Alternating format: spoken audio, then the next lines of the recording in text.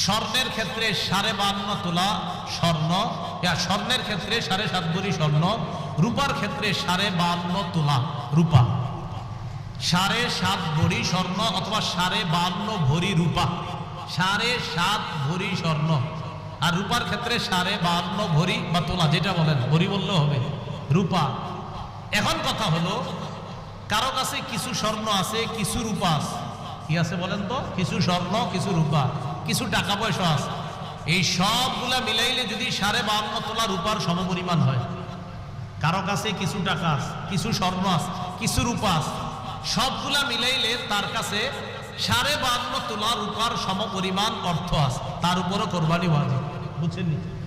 কারো কাছে কিছু স্বর্ণ, কিছু রূপা, কিছু টাকা পয়সা, এই সবগুলা মিলাইলে যদি 52.5 তোলা রূপার সমপরিমাণ টাকা হয়, এক্ষেত্রে স্বর্ণ বলবো না, 52.5 তোলা রূপার সমপরিমাণ যদি অর্থ হয়, তার উপরও কোরবানি ওয়াজিব।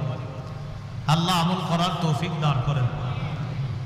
মাসালা, কোরবানির নেসাবের ক্ষেত্রে যাকাতের মতো কি পূর্ণ 1 বছর থাকতে হবে? না, পূর্ণ 1 বছর থাকতে হবে না।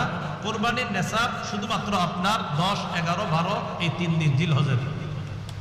আর জিলহজের 12 তারিখ কি পর্যন্ত জানি? হ্যাঁ, সূর্যাস্ত পর্যন্ত, এই 3 দিন।